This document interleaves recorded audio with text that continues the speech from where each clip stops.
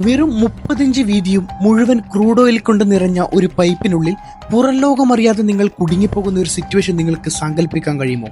അതും ട്രാപ്പാകുന്നത് കടലിന്റെ ആഴങ്ങളിൽ വച്ചാണെങ്കിലോ? ഇത് കേൾക്കുമ്പോൾ നിങ്ങൾക്ക് ഹോളിവുഡ് സിനിമയിൽ ഒരു കഥയൊക്കെ പോലെ തോന്നുന്നുണ്ടാവും അല്ലേ? എന്നാൽ ഇത് ശരിക്കും റിയൽ ആയിട്ട് നടന്ന ഒരു സംഭവമാണ്. യഥാർത്ഥത്തിൽ 5 പേരാണ് ഒന്ന് ശ്വാസം പോലും വിടാൻ പറ്റാതെ 30 ഇഞ്ച് മാത്രം വീതിയുള്ള ഓയിൽ പൈപ്പിനുള്ളിൽ കുടുങ്ങിപ്പോകുന്നത്. ശ്വാസം പോലും എടുക്കാൻ പറ്റാതെ മരണത്തെ മുന്നിൽ കണ്ടിരുന്ന അവർ രക്ഷപ്പെട്ടോ എന്നും അവർക്ക് യഥാർത്ഥത്തിൽ എന്താണ് സംഭവിച്ചതെന്നുമാണ് നമ്മുടെ ഇന്നത്തെ വീഡിയോയിലൂടെ നോക്കാൻ പോകുന്നത്.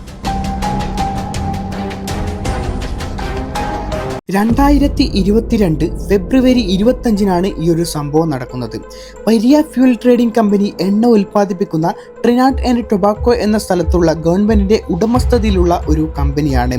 ഇവരുടെ പല എണ്ണക്കുഴലുകളിൽ ക്ലൈൻ റേസർ നമ്പർ 36 എന്ന എണ്ണക്കുഴൽ 2018 മുതലേ ഉപയോഗത്തിൽ ഇല്ലായിരുന്നത് കാരണം ഈ പൈപ്പ് ലൈൻ ശരിയാക്കാൻ LMCS എന്ന മറൈൻ കമ്പനിയെ അയച്ച് ഈ പൈപ്പ് ലൈനുള്ള ബർത്ത് 6 ശരിയാക്കാൻ ആവശ്യപ്പെട്ടു. ഈ ബർത്ത് 6 എന്ന പൈപ്പ് എണ്ണ ശുദ്ധീകരണ നിലയത്തിൽ നിന്ന് 60 ഫീറ്റ് കടലിന്റെ അടിയിലേക്ക് പോയി അവിടെ നിന്ന് 1200 ഫീറ്റ് നീളത്തിൽ പോയി ബർത്ത് 5 എന്ന മറ്റൊരു എൻഡിലെത്തും. ഇതുപോലെ കടലിന്റെ അടിയിലൂടെ പോകുന്ന പൈപ്പ് ലൈൻ റിപ്പയർ ചെയ്യുന്നത് ഡേഞ്ചർ ആണെങ്കിലും ഇതുപോലെയുള്ള 100-ലധികം റിപ്പയറുകൾ LMCS എന്ന കമ്പനി ചെയ്തിട്ടുണ്ട്. ഈ ബർത്ത് 6 എന്ന പൈപ്പിലുള്ള എണ്ണയെ സംരക്ഷിക്കാനും അത് കേടാകാതിരിക്കാനുമായി പരിയ ഫ്യൂൽ ട്രേഡിംഗ് കമ്പനി 2 ആഴ്ച മുമ്പ് ഇൻഫ്ലാറ്റബിൾ പ്ലഗ് എന്ന എക്യുപ്മെന്റ് ഈ ഒരു പൈപ്പിനുള്ളിൽ സ്ഥാപിച്ചിരുന്നു. ഈ ഒരു ഇൻഫ്ലാറ്റബിൾ പ്ലഗ് നീക്കാനായിരുന്നു പരിയ ഫ്യൂൽ കമ്പനി LMCS എന്ന കമ്പനിയോട് ആവശ്യപ്പെട്ടത്. കറക്റ്റ് ആയിട്ടുള്ള പ്ലാനിംഗ് ഉണ്ടെങ്കിൽ മാത്രമേ ഇത്തരം പൈപ്പ് ലൈനുകൾ സേഫ് ആയിട്ട് റിപ്പയർ ചെയ്യാൻ സാധിക്കുകയുള്ളൂ. ഈ ജോലി ചെയ്യാൻ LMCS ഒരു ഡൈവിംഗ് ബെല്ലിന്റെ ഉള്ളിൽ എയർ ചാമ്പർ വെച്ച് 8 ഗനേഡിയുള്ള ഈ ഒരു സ്പെഷ്യൽ ഹാബിറ്റേറ്റ് ഫിക്സ് ചെയ്തു. ഇതിന്റെ പേര് ഹൈപ്പർ ബാരിക് ചാമ്പർ. ഈ എക്യുപ്മെന്റ് LMCS കമ്പനിയുടെ ഡൈവേഴ്സിന് ഡ്രൈ ആയിട്ടുള്ള ഒരു സ്ഥലം ഒരുക്കി കൊടുക്കും.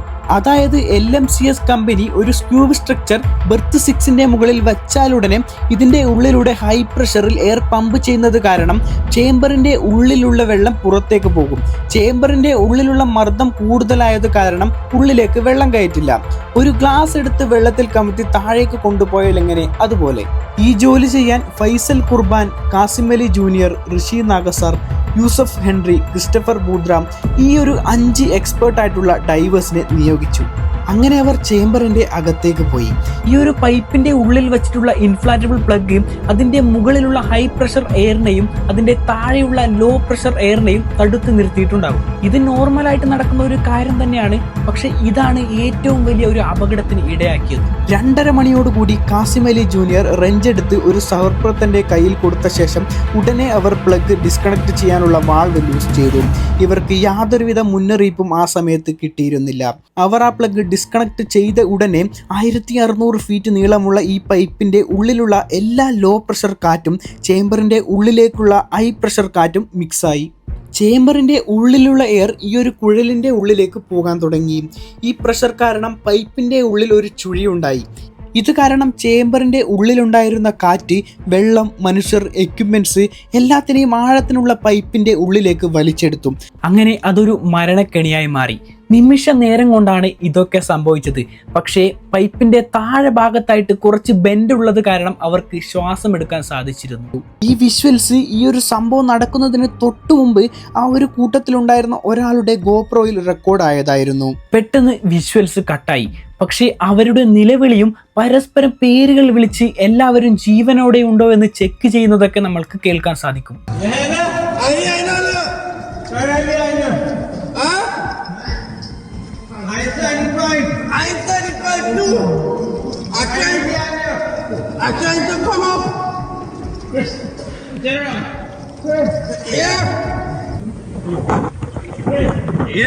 ആ കൂട്ടത്തിലെ രക്ഷപ്പെട്ട റെസ്ക്യൂ ഡ്രൈവറായ ക്രിസ്റ്റഫർ ഇന്റർവ്യൂവിൽ പറയുന്ന രംഗങ്ങളാണിത്. For too long, after a while, your body, your lungs just fight. Your airways close, you see a noise.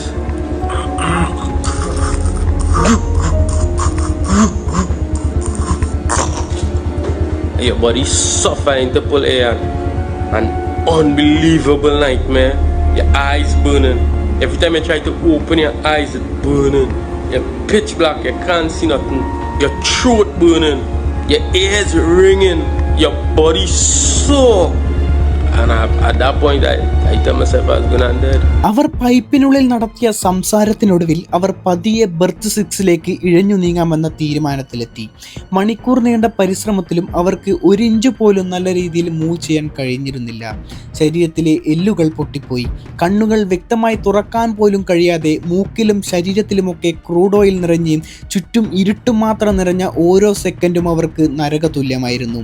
അങ്ങനെ ക്രിസ്റ്റഫർ പതിയെ മുന്നോട്ട് നീങ്ങാൻ ശ്രമിച്ചു. ബാക്കിയുള്ള 4 പേർ അദ്ദേഹത്തിന്റെ പുറകിൽ തന്നെ ഉണ്ടായിരുന്നു. അങ്ങനെ ഏറ്റവും മുന്നിലുള്ള 2 പേർ ശ്വാസമടക്കി പിടിച്ച് എങ്ങനെയെങ്കിലും മുന്നിലേക്ക് ഇഴഞ്ഞു നീങ്ങി പുറത്തേക്ക് എത്തുകയും തുടർന്ന് ബാക്കിയുള്ളവരെ പൈപ്പിനുള്ളിൽ നിന്ന് രക്ഷപ്പെടുത്താനുള്ള ടീമുമായി വരാമെന്നും അവർ തീരുമാനത്തിലെത്തി. അങ്ങനെ അവർ പ്ലാൻ ചെയ്തതുപോലെ മുഖങ്ങൾ പറ്റുന്നത്രയും പൈപ്പിൽ നിന്നും ഉയർത്തിപ്പിടിച്ച് അവർ മുന്നിലേക്ക് നീങ്ങാൻ ശ്രമിച്ചു.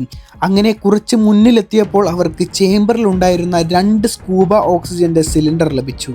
പക്ഷേ ഈ ഒരു പൈപ്പിനുള്ളിൽ വെച്ച് അമിതമായി ഓക്സിജൻ സിലിണ്ടർ ഉപയോഗിച്ചാൽ അവരുടെ ജീവന് തന്നെ ആപത്തായിരുന്നു എന്നതായിരുന്നു സത്യം. അതുകൊണ്ട് തന്നെ അവർ കുറച്ചായിട്ട് മാത്രമേ ഓക്സിജൻ ഉപയോഗിച്ചിട്ടുള്ളൂ. പക്ഷേ അവർ മുന്നോട്ട് പോകുന്തോറും വെള്ളത്തിൻ്റെ അളവ് കൂടി വരികയായിരുന്നു. അതിൽ ചില ഡൈവേഴ്സിന് പരിക്കുകൾ പറ്റിയതിനാൽ തന്നെ ശ്വാസം എടുക്കാൻ പോലും നേരെ കഴിയുന്നുണ്ടായിരുന്നില്ല എന്ന് ക്രിസ്റ്റഫർ മനസ്സിലാക്കി. അതിനാൽ തന്നെ ഇതുപോലെ മുന്നോട്ട് തുടർന്നു പോകുന്നത് അപകടമാണെന്ന് മനസ്സിലാക്കിയ ക്രിസ്റ്റഫർ വെള്ളത്തിൻ്റെ അളവ് നോക്കാൻ വേണ്ടി മുന്നോട്ട് പോകുകയും പൈപ്പിൻ്റെ ഇനിയുള്ള ഭാഗങ്ങൾ മുഴുവൻ വെള്ളമാണെന്ന് മനസ്സിലാക്കുകയും ചെയ്തു. കൂടാതെ ഇതിലൂടെ എന്തായാലും 2 സിലിണ്ടർ ഉപയോഗിച്ച് 5 പേർക്ക് പോകാൻ പറ്റില്ല എന്ന കാര്യം ഉറപ്പായിരുന്നു. അപ്പോഴാണ് ക്രിസ്റ്റഫർ ജീവിതത്തിലെ ഏറ്റവും ബുദ്ധിമുട്ടേറിയ ആ ഒരു തീരുമാനമെടുക്കുന്നത്. അതായത് മറ്റുള്ളവരെ സഹായിക്കുവാൻ വേണ്ടി താൻ ത്യാഗം സഹിച്ച് ആ ഓയിൽ നിറഞ്ഞ വെള്ളത്തിലൂടെ മുന്നോട്ട് നീങ്ങാമെന്ന് ക്രിസ്റ്റഫർ തീരുമാനമെടുക്കുകയായിരുന്നു. മറ്റുള്ളവരെ പറഞ്ഞ് സമ്മതിപ്പിച്ച ശേഷം ഒരു ഓക്സിജൻ സിലിണ്ടറുമായി ക്രിസ്റ്റഫർ മുന്നോട്ട് നീങ്ങി. പതിയെ ഓക്സിജൻ തീരാറായി എന്ന സത്യം ക്രിസ്റ്റഫർ മനസ്സിലാക്കുന്നു. എന്നാൽ കുറച്ചുകൂടി മുന്നോട്ട് പോയപ്പോൾ ക്രിസ്റ്റഫറിന് മറ്റൊരു ഓക്സിജൻ സിലിണ്ടർ കൂടെ ലഭിച്ചു. പക്ഷേ അതിൻ്റെ റെഗുലേറ്ററിൽ മൗത്ത് പീസ് ഇല്ലായിരുന്നു. പക്ഷേ ഓയിൽ വായിൽ പോയാലും കുഴപ്പമില്ലെന്ന് തീരുമാനിച്ച് ആ സിലിണ്ടറുമായി മുന്നോട്ട് നീങ്ങി. തുടർന്ന് പല സ്ഥലത്തും ശ്വാസമെടുക്കാനുള്ള സ്ഥലം ഉപയോഗപ്പെടുത്തിയും മറ്റൊരു സിലിണ്ടർ കിട്ടിയതിനാലും തന്നെ ക്രിസ്റ്റഫർ മുന്നോട്ട് തന്നെ പോയി. ആ സമയത്താണ് പുറകിൽ ഫൈസൽ എങ്ങനെയോ ക്രിസ്റ്റഫറിനെ പിന്തുടർന്ന് അവിടേക്ക് എത്തുന്നത്. ആ സമയത്ത് അവനെയും കാത്തു നിൽക്കാൻ ക്രിസ്റ്റഫറിനോട് അവൻ പറയുന്നുണ്ടായിരുന്നുവെങ്കിലും അവരെ രക്ഷപ്പെടുത്തണമെന്ന ഉദ്ദേശത്തോടെ ക്രിസ്റ്റഫർ പെട്ടെന്ന് തന്നെ മുന്നോട്ട് നീങ്ങുകയും മണിക്കൂറുകൾ നീണ്ട പരിശ്രമത്തിനൊടുവിൽ ക്രിസ്റ്റഫർ പൈപ്പ് ലൈനിന്റെ ഒരറ്റത്ത് എത്തുകയും ചെയ്തു. പക്ഷേ എങ്ങാനും ക്രിസ്റ്റഫർ എത്തുന്നത് പൈപ്പ് ലൈനിന്റെ 5ാമത്തെ ബെർത്തിലാണെങ്കിൽ മരണമല്ലാതെ അവരുടെ മുന്നിൽ മറ്റൊരു മാർഗവും ഇല്ലായിരുന്നു. അങ്ങനെ രണ്ടും കൽപ്പിച്ച് റൈസർ നോക്കി പുറത്തേക്കൊരു പുഷ് കൊടുത്തു. ഭാഗ്യവശാൽ ക്രിസ്റ്റഫർ കറക്റ്റ് ആയിട്ടുള്ള ബെർത്ത് 6ൽ തന്നെയായിരുന്നു എത്തിയിരുന്നത്. അങ്ങനെ ഉടൻ തന്നെ ക്രിസ്റ്റഫർ മെഡിക്കൽ ടീമിനെയും കമ്പനിയും സംഭവിച്ച ദാരുണമായ അപകടത്തെക്കുറിച്ച് പറഞ്ഞ് മനസ്സിലാക്കാൻ ശ്രമിച്ചു. പക്ഷേ സത്യത്തിൽ അവർക്ക് ക്രിസ്റ്റഫർ പറഞ്ഞ ഈ കഥ വിശ്വസിക്കാൻ കഴിയുന്നുണ്ടായിരുന്നില്ല. കമ്പനി പറയുന്നതനുസരിച്ച് പൈപ്പിൽ നിറയെ എണ്ണയാണെന്നും ഇനി അതിനുള്ളിൽ പെട്ടുപോയാൽ തന്നെയും 1 മണിക്കൂറിൽ കൂടുതൽ ഓക്സിജൻ സിലിണ്ടർ നിൽക്കില്ലെന്നും കമ്പനി ഉറപ്പിച്ചു പറഞ്ഞു. എങ്കിലും കമ്പനിയുടെ റെസ്ക്യൂ ഡൈവേഴ്സ് കടലിൻ്റെ ആഴങ്ങളിലേക്ക് പോകുകയും അവരുടെ പൊസിഷൻ കണ്ടെത്താനായി പൈപ്പിൽ തട്ടുകയും ചെയ്തിരുന്നു. ആ സമയത്ത് തിരിച്ച് ഉള്ളിൽ നിന്നും തട്ടുന്നത് പോലെയുള്ള ശബ്ദം റെസ്ക്യൂ ടീം കേട്ടിരുന്നു അത്രേ. ഒരുപക്ഷെ അതിലുണ്ടായിരുന്ന ആ 4 പേർക്കും തങ്ങളുടെ ജീവൻ രക്ഷിക്കാൻ പോകുന്നു എന്ന പ്രതീക്ഷ വന്നിട്ടുണ്ടാകും. പക്ഷേ സത്യത്തിൽ സംഭവിച്ചത് മറ്റൊന്നായിരുന്നു. കൂടാതെ LMCS കമ്പനിക്ക് എങ്ങനെ അവരെ രക്ഷപ്പെടുത്തണമെന്നും അറിയില്ലായിരുന്നു. അതുമല്ല, ഇതിനു വേണ്ടി പരിയ ഫ്യൂൽ ട്രേഡിംഗ് കമ്പനിയും ഒരു സഹായം ചെയ്തിരുന്നില്ല. സമയം കൂടുന്തോറും അവരുടെ മരണസാധ്യതയും കൂടിക്കൊണ്ടേയിരുന്നു. കമ്പനിയും റെസ്ക്യൂ ടീമും പലതും കാണിച്ചെങ്കിലും അതൊന്നും ഫലം കണ്ടില്ല. അങ്ങനെ 4 ദിവസം കഴിഞ്ഞ് അവരുടെ 4 പേരുടെയും ബോഡി പൈപ്പ് ലൈനിൽ നിന്നും പുറത്തെടുക്കുകയായിരുന്നു. ആ 4 പേരും ഒരുപക്ഷെ കമ്പനി അവരെ രക്ഷിക്കുമെന്ന് പ്രതീക്ഷിച്ചിട്ടുണ്ടാകും. മരണത്തിൽ നിന്നും അവർ ഉയർത്തെഴുന്നേൽക്കുമെന്നും അവർ സ്വപ്നം കണ്ടിട്ടുണ്ടാകും. പക്ഷേ അതെല്ലാം വെറും സ്വപ്നങ്ങൾ മാത്രമാവുകയായിരുന്നു. അങ്ങനെ അവരുടെ പോസ്റ്റ്മോർട്ടം നടത്തിയപ്പോൾ കണ്ടെത്തിയത് 3 ഡൈവേഴ്സ് ഫെബ്രുവരി 26-ാം തീയതി വരെ ജീവനോടെ ഉണ്ടായിരുന്നു അത്രേ. മറ്റൊരാളുടെ ജീവൻ നഷ്ടപ്പെട്ടത് ഫെബ്രുവരി 28-ാം തീയതിയും. ഈ ഒരു സംഭവത്തിന് ശേഷം പരിയ ഫ്യൂൽ ട്രേഡിംഗ് കമ്പനിക്കെതിരെ the occupational safety and health authority and agency file ചെയ്ത കേസ് ഇപ്പോഴും നടന്നുകൊണ്ടേയിരിക്കുകയാണ്. അപ്പോൾ ഈ ഒരു സംഭവത്തെ പറ്റിയിട്ടുള്ള നിങ്ങളുടെ അഭിപ്രായം കമൻറ്റ് ചെയ്യാൻ മറക്കരുത്. Follow for more videos.